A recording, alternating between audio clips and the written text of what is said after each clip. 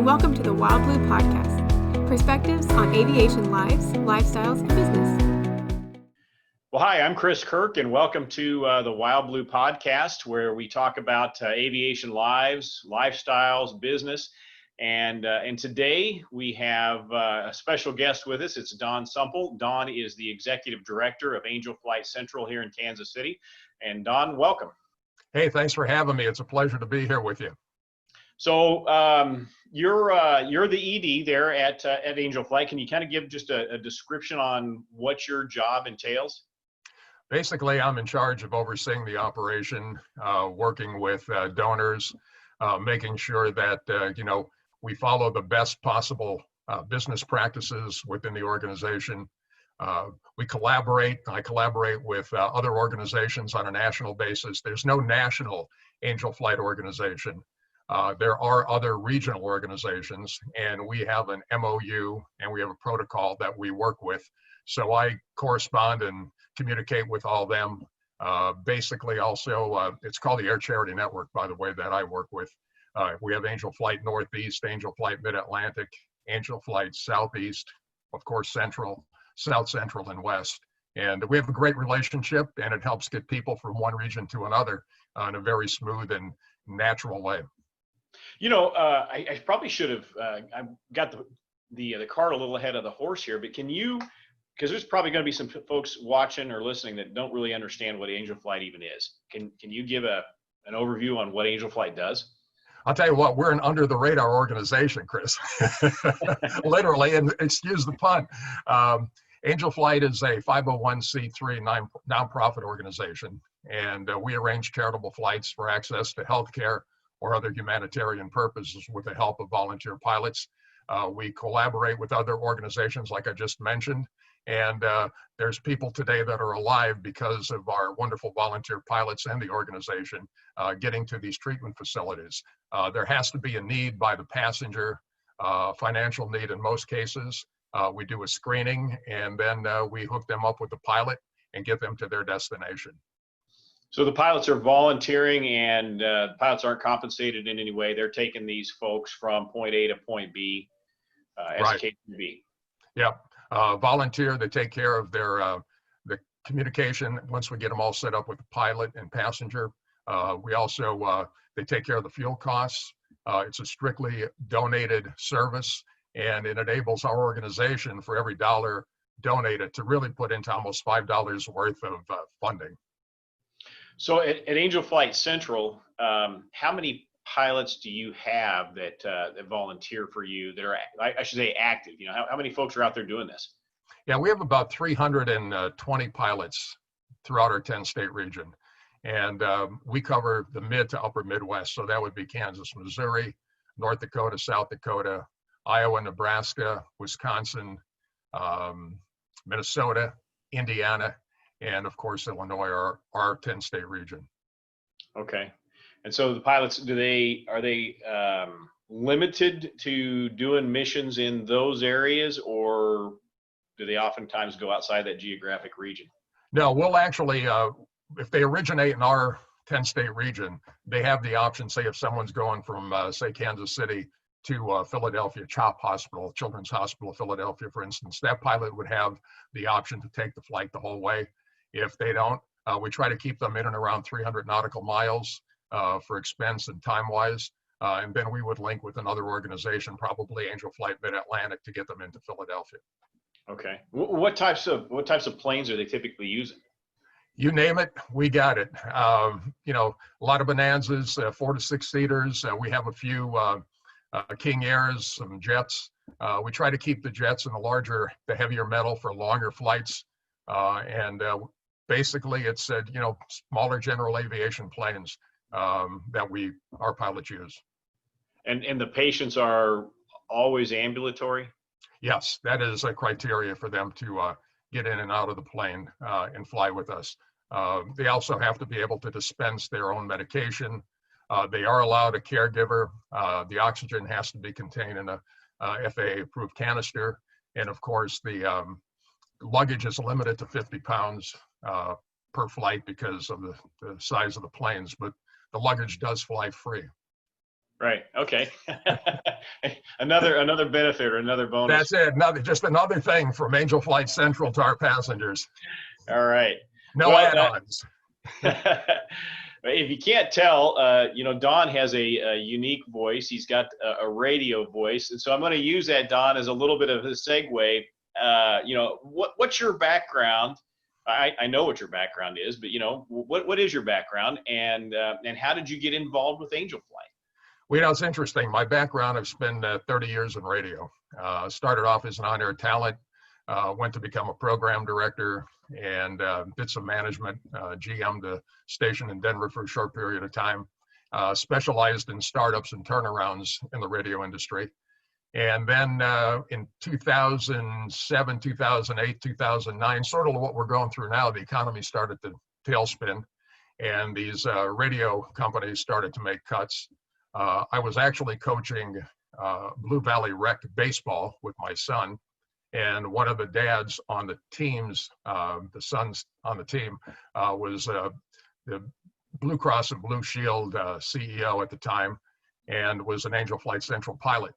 And I got to know him quite well, and really got to know the mission, was very enamored by the mission. And then they were looking for an executive director at the time. They were looking for somebody with management, marketing, and promotional experience. And he asked if I had any interest. And with the radio industry being uncertain, sent my resume to him. And here 10.5 years later, I'm talking to Chris Kirk. Yeah, the pinnacle of your career, no doubt. Hey, it's a highlight, and you should be commended, because I know a lot of good stuff that you do too in the community. So I'm proud to be here with you. I really am. That's funny. I appreciate that. Okay, so you're not a pilot though, right? I am not. No. Okay. As a matter of fact, none of the staff are pilots. We have many board members that are, and I think by design, they sort of like that little bit of, non-partial opinions that they get from, the staff on a regular basis. And I respect that. I really do.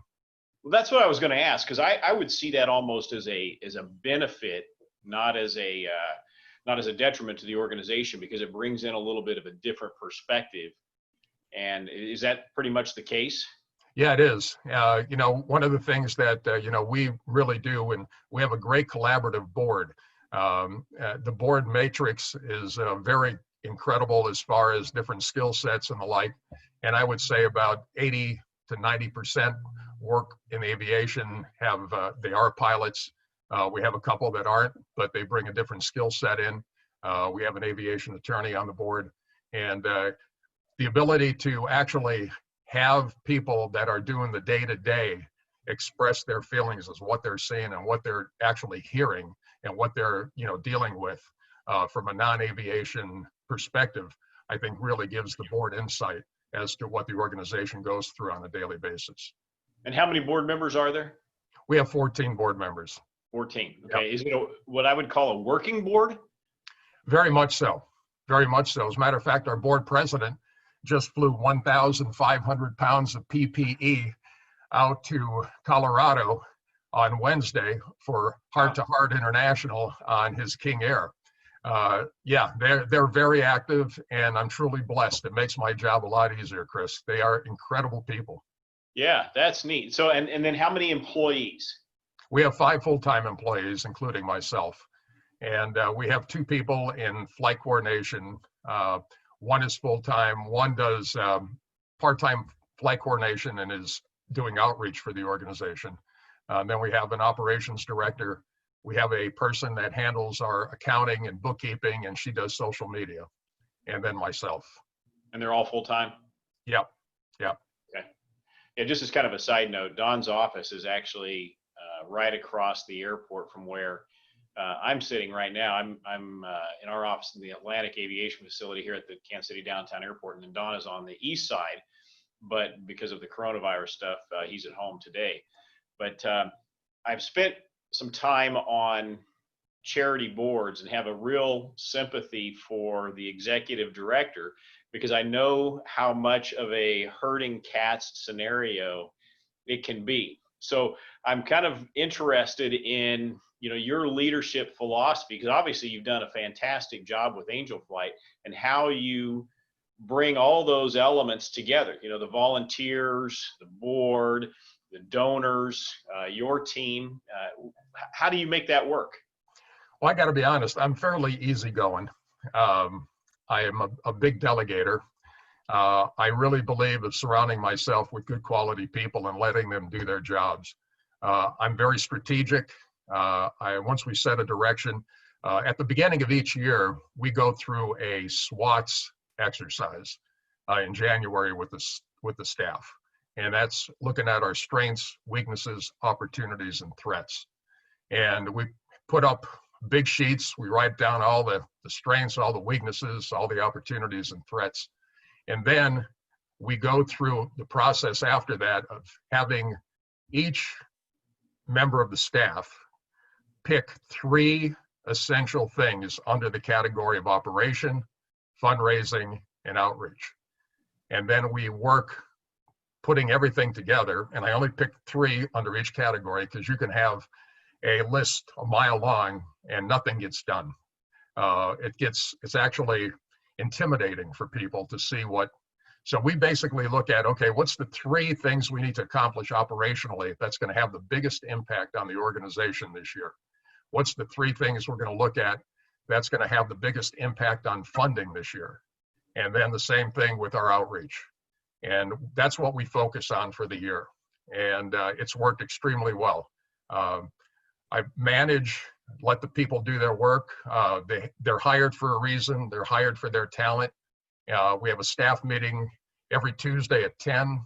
I have an open door policy, but it's really a great team effort. I'm so happy with the staff that I've had over the last 10 and a half years. Now we've had some people, come and go, but everybody is dedicated to the passion of the mission, and also super serving our pilots, our passengers, and our donors.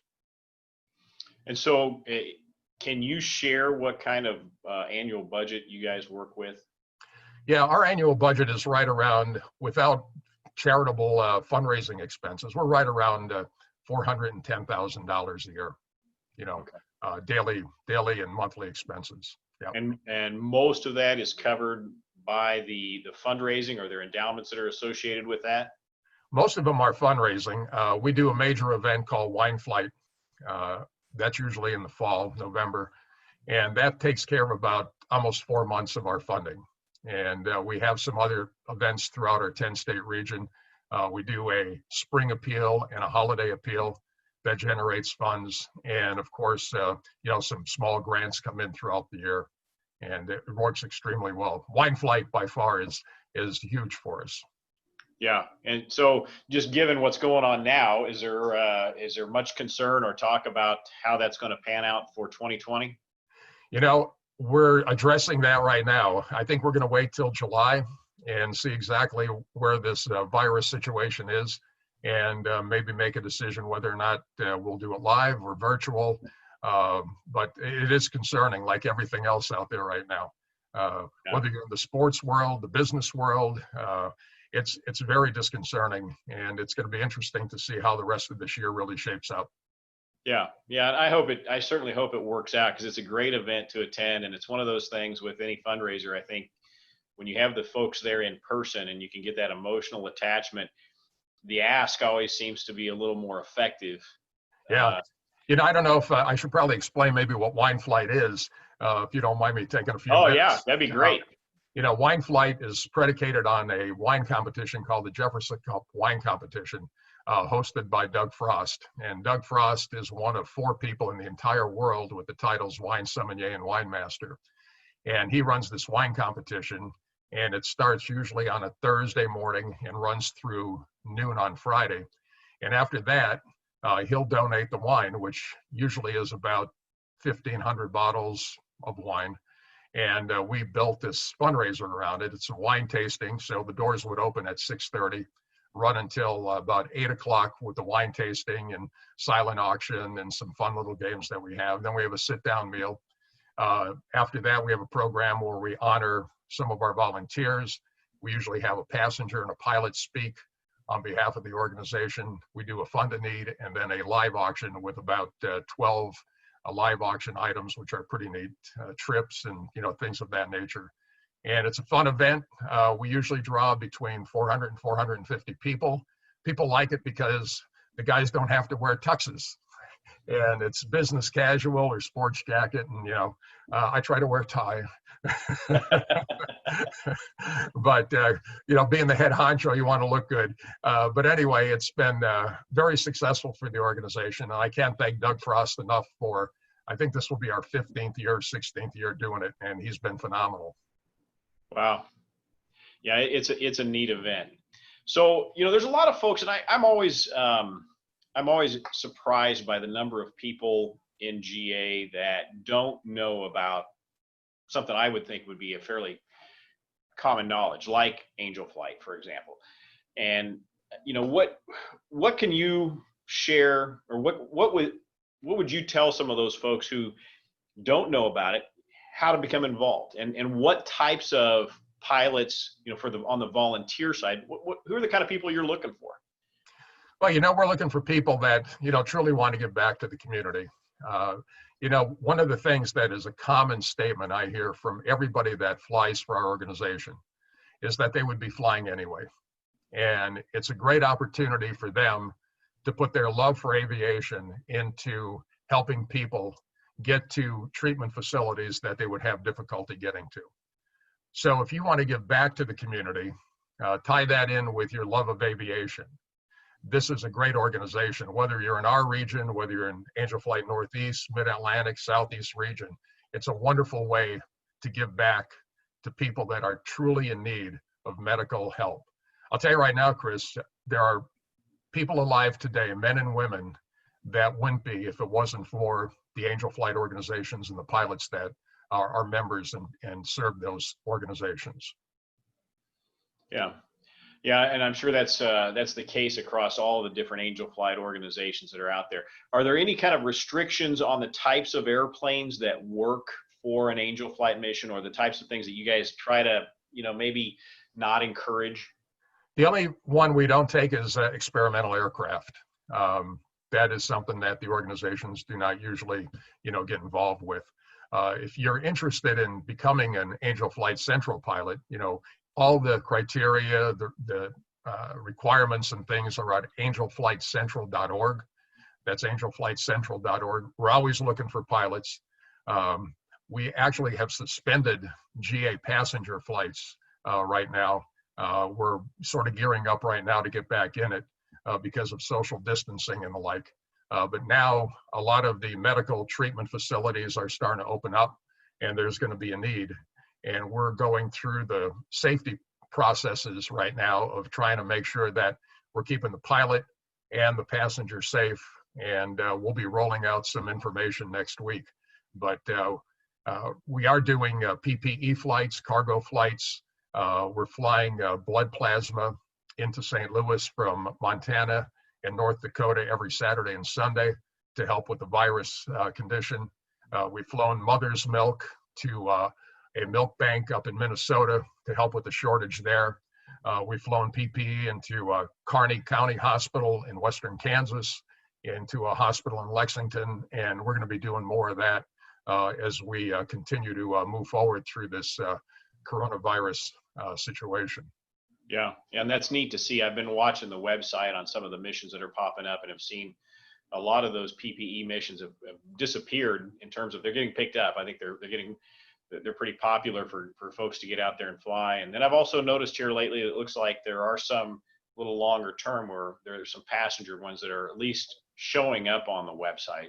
Yeah, we've been very fortunate. We've had a wonderful relationship with Southwest Airlines. And during this time, for those people that truly needed to get to their treatment facility, we've been able to use that commercial resource to get them there. So we've been able to help those that truly needed the attention medically that they had. Yeah. Well, not that it should be a primary concern for volunteers, but I know the question comes up or is in some folks' mind, and that is, as they do these volunteer flights, are those tax deductible? They are.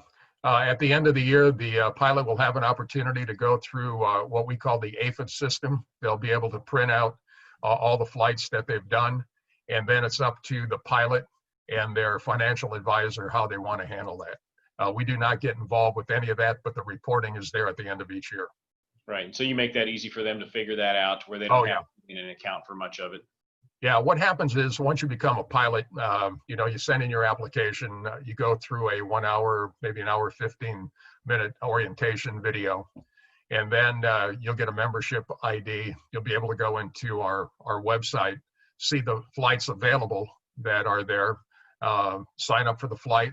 Our flight coordinator will hook you up with a well-screened passenger. And then the pilot and the passenger will basically make arrangements that, what FBO they'll meet at, what time, and it's a very simple process. Okay, that's good. So can you give any kind of overview or background on the demographics of the pilots who do volunteer? Do you see that they come from more one area of life than another? So for example, more business owners than non-business owners, or more aircraft owners versus, because people rent their airplanes as well to fly Angel Flight missions. That's correct. Yep. Can you elaborate on that a little bit?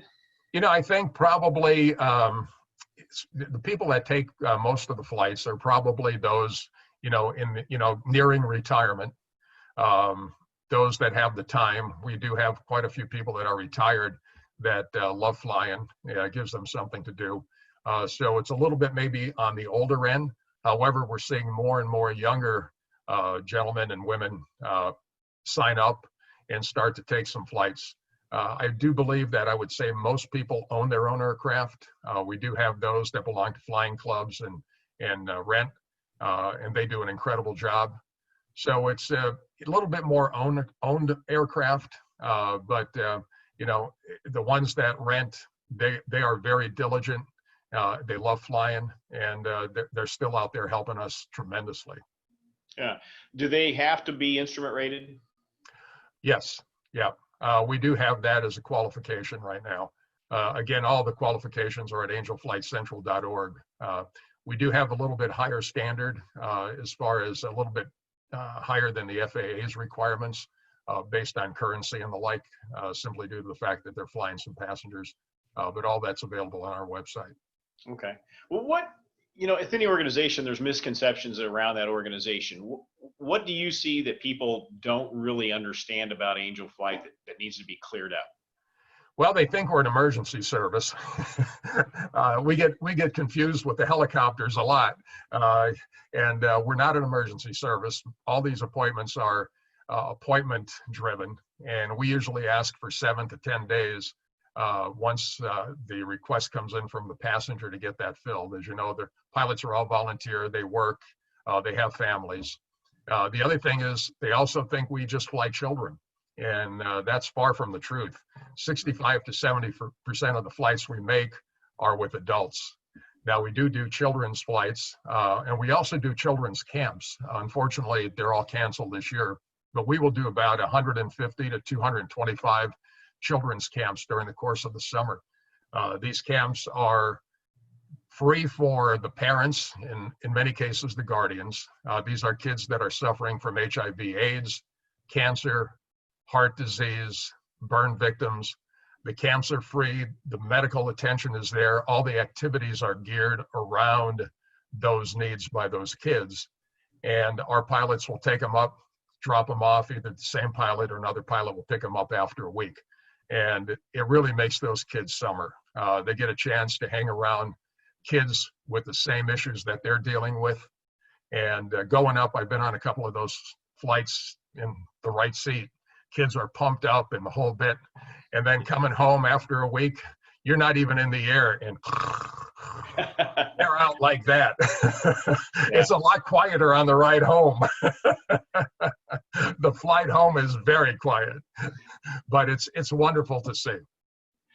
But these are, just to make sure I understand, these are camps that are run by different organizations. Angel Flight's not running. Yeah, we're just the transportation source. Yeah. Okay. They reach out to us, and we've had a relationship with a couple of the camps up in Minnesota for a long, long time. And we provide them with quite a large donation in flight services done by our pilots. Oh, that's awesome. Yeah, that's great. And so, with what you do with Challenge Air, the expression on those kids and everything that they do, been at Challenge Air for almost the 10 years I've been there. And it's just wonderful to see the kids and the expression and the fun they're having. It's heartwarming. Yeah, it's sometimes I got to walk over off to the side and not let somebody see a grown man cry, because there's just times where you're just, the excitement for some of these kids is just, it's wonderful. Yeah, it is. It's a tremendous feeling. So how do you deal with changes in schedule? So you've got a volunteer, for example, and they're not retired, they're still working. And I can see where maybe they would be a little hesitant to volunteer because they say, 4 weeks out, 6 weeks out, whatever the case may be, I just don't know what might pop up that I'm going to have to attend to. How reasonable is it for those folks to go ahead and volunteer for a mission, and and a week into it or 2 weeks into it or whatever the case may be, they realize they just can't do it? Does that happen much, and how do you deal with that? It happens. We get on the phone real quick.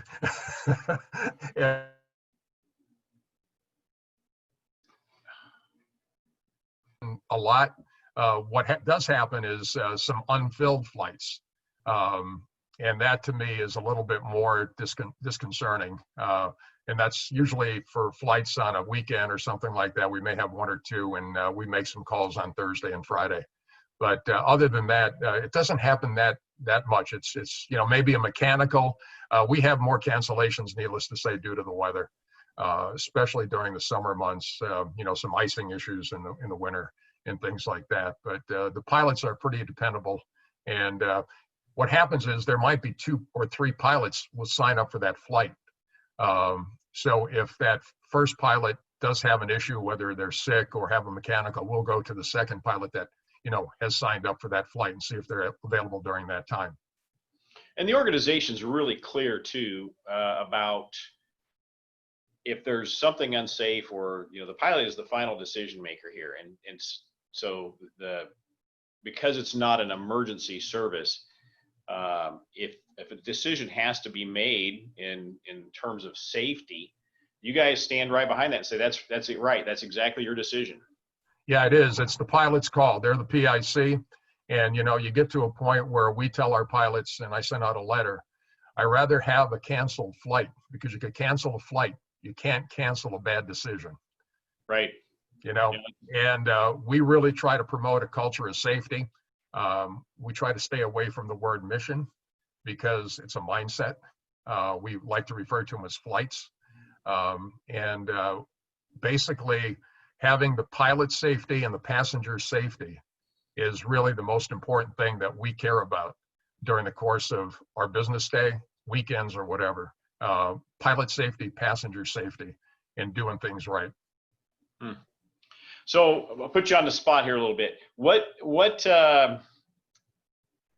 would you say is the best, and then maybe if you could share maybe the worst leadership decisions that you've made since you've been involved with Angel Flight? Whew.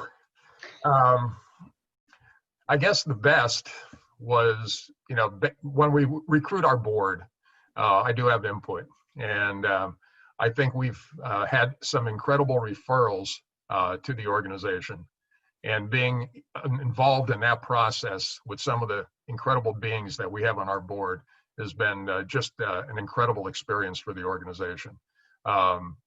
Also, I believe that doing the SWATs has been very important to our organization. And I'll give you another one. When I came on board in 2009, we were approached by the Better Business Bureau, and to be a rated charity. And that involved going through a 20-step process, and it was tedious. Hmm. But the board president that I mentioned, that was the son played on the baseball team, came on September 1st of '09, and I came on September 1st of '09, and we decided to go through that process. And that process has made our organization stronger and better. And we go through that process every 2 years to be accredited charity. And that process through the Better Business Bureau of Kansas City has made us a better organization. Interesting. So now, the hard part. What if you had to do it over again, what would you do? I'm going to probably give you an answer that you're just going to sit there and laugh at. I don't think I would do anything different. I think you make mistakes and you learn from those mistakes. You grind through losses and you learn from them. So I don't think there's anything that a person could go through. You have losses, you make mistakes, you make bad judgment. But if you learn from those, I really don't think that there's anything to regret. It makes you stronger. I tell my son all the time that life is nothing more than persevering. He's in the advertising agency business. And you have ups and downs, you lose clients, you win clients. You basically have a great campaign. Sometimes things don't work out the best. But as long as you learn from your mistakes and you can absorb a loss and realize why, and you go forward from that, it makes you a stronger individual. And it also gives you a foundation to look for so you don't make those same mistakes again. So really, that's my answer. I may be a cop-out, but that's the way I feel. No, it's a great answer. It's a great answer because I think a lot of people try to avoid failing. And when you do that, you don't learn. I'll tell you what, if you're not failing, you're not trying, in my opinion. Right. Tell me one businessman or one person that's running an organization, whether it's, Clark Hunt for the Chiefs, Andy Reid, or somebody that's running Delta. You're going to get to a point where you're going to make a mistake. You're going to make a poor decision. And that's just part of being in that position. And it's what you do with the mistake or the loss or whatever is how you grow and you put yourself in a better position the next time that particular situation comes along. Yeah, a good perspective. So we're getting kind of close to a time limit here, but I do want to ask one final question, and that is what's next for Angel Flight? What's next for Don Sumple? Well, I just want to continue to build the organization to be as strong and be one of the best charitable aviation organizations there is in the country. I want to make sure that the organization, when the time does come for me to leave, I leave it in the best possible situation that I can. We have three-legged stool. We have passengers, we have pilots, and we call it pennies, but we need a lot of pennies. And I try to keep that three-legged stool balanced. And I appreciate what our pilots do. I appreciate what our donors do. And I appreciate what our passengers are going through. So we try to super serve all three of those legs of that stool each and every day. I know you did it once already. Can you remind everyone how to get a hold of you? What's the best way to contact you and Angel Flight? Yeah, just go to our website. All the information's there for all the staff. Anything you need to know if you want to be a pilot, passenger information is there. It's angelflightcentral.org. That's angelflightcentral.org. Everything is there for you. And I hope we have people out there that have never heard of the organization now can get the word out about the organization. There's so many people out there, Chris, that can use our service but really have no idea that we even exist. So anything the viewers or the people listening to this podcast can do to help get the organization's name out there to those in need would be greatly appreciated.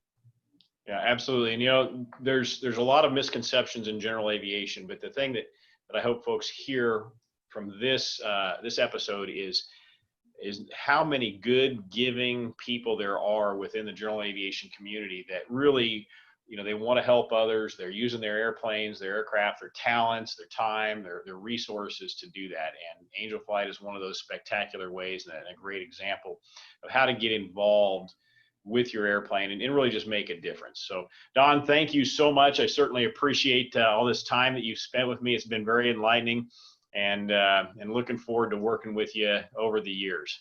Hey, thanks for having me. And here's the blue skies and the tailwind, my friend. That's right. Thanks so much.